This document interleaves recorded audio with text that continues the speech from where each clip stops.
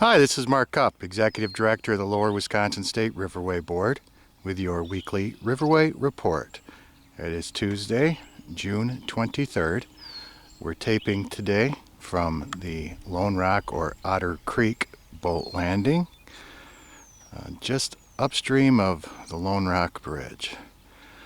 And boy, another gorgeous day. Almost a perfect day. Nice temperatures, very light breeze. Asking myself why I'm not out there with a paddle in my hand today, because God, this is about a picture perfect day. We're looking at water levels on the river continuing to decline. Hopefully you can see a little bit of sand popping up here and there in the frame, and if the trends continue, it looks like a pretty nice weekend finally for good sandbar availability. Now the storms that went through yesterday, we may not have seen that flush come through yet. So if you're planning your weekend trip on the river and are planning to do some sandbar camping, pay close attention to what those river levels are. At Muscadet today, for example, it was 11,000, and at Prairie du Sac was 9,000. So that usually means sandbars are going to be out there. If it gets higher than that, of course, we still have sandbars, but they're not as abundant. And if you're renting from one of the livery or outfitters on the riverway, just make sure that water levels are looking good, or check their respective websites, and they usually have some pretty good information out there for you. Weather-wise, we've got a nice stretch of beautiful days coming up here. A little bit of chance of rain tomorrow and a little bit on Sunday.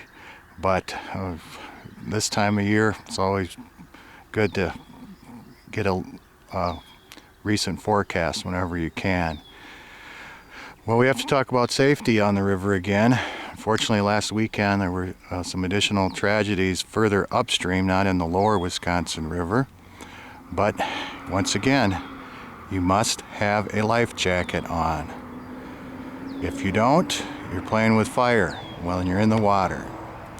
As soon as you get up to the boat landing, make sure the children have a life jacket on that fits nicely. You could be unloading gear and you turn around and kids are drawn to the water. It's fun to go look and play around, and the next thing you know, someone could be in the water. So make sure you have your life jacket on, whether you're out there in your motorboat or in the canoe. Also, when you're on the sandbars, always walk upstream on a sandbar. We saw the tragedies that occurred near Columbia County last weekend, and it appears anyway, I don't have first-hand knowledge of this, but that perhaps they were walking on what appeared to them to be a sandbar and actually had been undercut and was just a sand shelf. So if you walk upstream on the sandbar, and let's say the sandbar collapses, then you're going to float right back to where you came, probably in ankle-deep water. So make sure you are aware of that safety tip as well. If you're going to be out on the river overnight, it's a good idea to have a weather radio with you, just so you can be aware of changing conditions.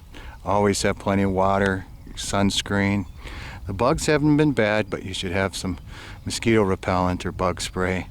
And always beware of poison ivy, nettles out on the sandbars too. So any body of water can be dangerous if you don't respect it, if you don't understand your skill level or those in your party out there, those who are with you. So be respectful of nature, and everyone will be okay. Wear your life jacket, know your environs. When you get to the sandbar, have the adult go and check it out. Make sure you're fully aware of what's out there.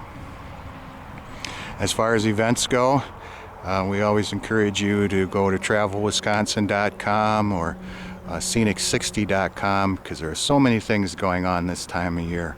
You can always find something for everyone.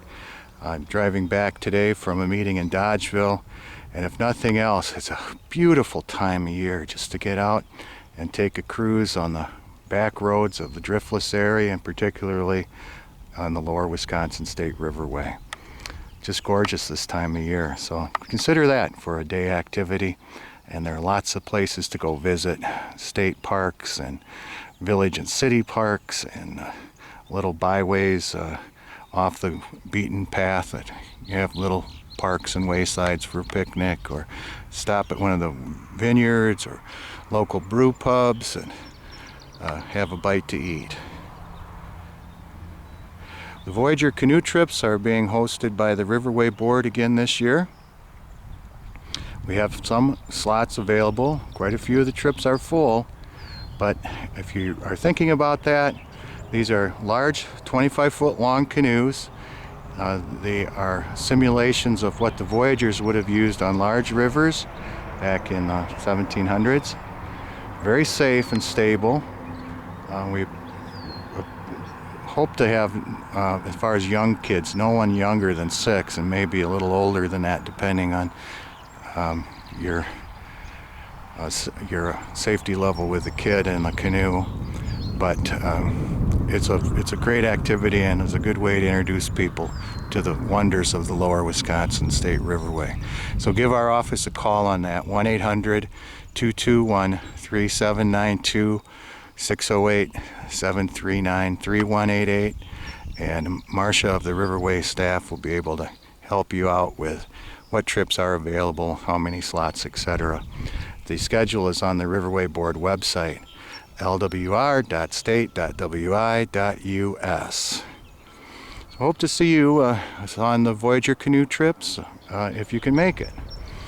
As far as other activities going on, there are so many to mention. We just prefer to have you go ahead and check out the websites I mentioned before. Riverway Board next meeting is July 9th. That'll be in Muscoda, and that's at 5 o'clock at the Cradwell Memorial Building. So you can mark your calendar down for that if you're interested in attending a Riverway Board meeting. So until next time, I hope to see you somewhere in the Lower Wisconsin State Riverway.